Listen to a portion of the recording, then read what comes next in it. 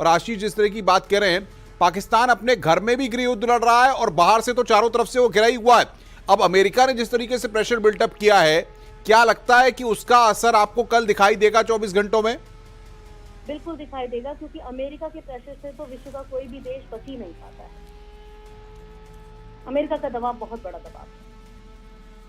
निश्चित रूप से। और अजमेर बहादुर जी भी हमारे साथ जुड़े हुए। अजमेर जी, एक बात और बहुत ही महत्वपूर्ण ये हो जाती है, अंतर्राष्ट्रीय स्तर पर जो भारत अपने कूटनीतिक स्तर पर कील काटे हमेशा से दुरुस्त करके चलता है, चाहे वो यूरोपियन यूनियन हो, चाहे वो यूएन हो, हर जगह भारत ने पहले ही ये बता दिया था कि देख लो भैया, पाकिस्तान ये हरकत कर रहा है, अब हमने अगर कुछ कार्रवाई कर दी तो बाद में ये मत कहना कि आप वॉर में क्यों चले गए। तो सिर्फ जवाबी कार्रवाई इसलिए भारत ने की है। अंतर्राष्ट्रीय कूटनीतिक स्तर पर यह मेंटेन करके रखना भारत के लिए भी बहुत जरूरी है, लेकिन पाकिस्तान को अंतर्राष्ट्रीय स्तर पर अभी सिर्फ अमेरिका या इटली की तरफ से ही एक दो जो वार्निंग्स हैं वो दी गई हैं। यूएन और यूरोपीय यूनियन की तरफ से जो अभी कोई ऐसी प्रतिक्रिया या प्रतिकार पाकिस्तान की तरफ नहीं हुआ है, तो जाहिर है कि पाकिस्तान ने भी इसके बारे में लोगों को नहीं बताया था कि हम क्या करने वाले हैं। तो पाकिस्तान के लिए अंतर्राष्ट्रीय स्तर पर मुश्किलें खड़ी होंगी, तो खड़ी होनी ही है, क्योंकि देखिए जो हिंदुस्तान की नीति रही है वो शुरुआत से, हम तो हमेशा से आतंकवाद से पीड़ित रहे हैं और ये दुनिया जानती है, क्योंकि हर स्तर पर हर जगह पर ये चीज बताई गई। और जो पहले भी जहां कहीं भी, चाहे यूएनओ में हो या किसी भी मंच पर, जब हमारे देश की लीडरशिप ने वहां पर किसी भी बैठकों में अपनी उपस्थिति दर्ज की है, तो वहां पर इस बात को जरूर बताया गया है कि आतंकवाद ही सबसे बड़ा दुश्मन है, केवल हमारे देश के लिए नहीं बल्कि पूरे विश्व के लिए। और इस बात से पूरी दुनिया सहमत भी है कि भारत को आतंकवाद से वो पीड़ित है भारत, और इस वजह से ही ये चीजों को शुरुआत से समझाने का और सबको बताने का प्रयास किया गया। और हमारे विदेश मंत्री आज भी सभी देशों से, चाहे वो यूरोपियन कंट्रीज हो या फिर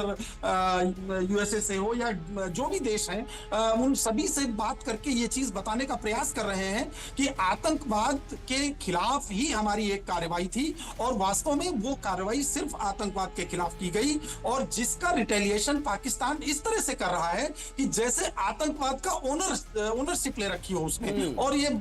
इसी बात को प्रदर्शित करता है। इसी वजह से जिस तरह की वो बौखलाहट में इस तरह के कदम उठा रहा है, तो इससे दुनिया समझ रही है और उसका एक तरह से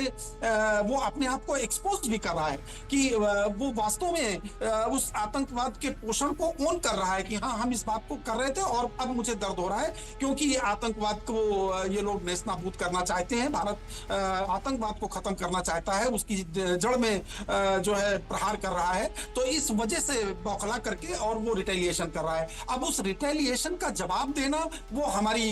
बिल्कुल हमारा अधिकार है, और वही काम भारत कर रहा है। भारत ने, जैसा आपने बताया, बिल्कुल अभी तक ना तो किसी मिलिट्री बेस पर, ना कहीं भी नागरिकों के ऊपर किसी प्रकार का ना कोई हमला किया, ना ऐसा कुछ करने का इरादा था। लेकिन अब सवाल ये उठता है कि क्या दुनिया के सभी देश जब इस चीज को मानते हैं और इस चीज को समझ रहे हैं, तो फिर पाकिस्तान क्यों इस बात से बाज नहीं आ रहा है और उसको अपनी तरफ से इस बात को जो भी मतलब कार्रवाइयां हैं उनको क्या लगता है आपको, पाकिस्तान की जो गवर्नमेंट है, शहबाज शरीफ जिस तरीके से और सेना के हाथ में जिस तरीके से पूरी गवर्नमेंट कठपुतली बनी हुई है, ये पूरा तय नहीं कर पा रहे हैं कि इनको करना क्या है? जिस तरीके से भारत प्लान्ड वे में एक्शन कर रहा है, ये पूरी तरह से परास्त हो चुके हैं। हाँ, बिल्कुल बिल्कुल यही समझ में आ रहा है, क्योंकि देखिए शुरुआत से ही ये समझ आ रहा था कि उनके जनरल साहब तो गायब ही हैं, और दूसरी बात ये आई कि जब जनरल साहब गायब हैं तो लीडरशिप कौन कर रहा है, और जब सेना के अंदर ही लोगों में मतभेद हो, जब वहां पर कुछ लोगों का मत ये हो कि हमें ऐसा एक्शन करना चाहिए, कुछ लोगों के मत दूसरी तरफ है, तो ऐसी स्थिति तो वैसे ही मतलब जो है कहीं भी निर्णायक निर्णय लेने में अक्षम बनाती है। और साथ ही साथ जब वहां पर बीएलए का भी अटैक शुरू हो जाए, तो फिर तो कहने की बात ही क्या है। तो इस समय जो पाकिस्तान की स्थिति है वो ऐसी है कि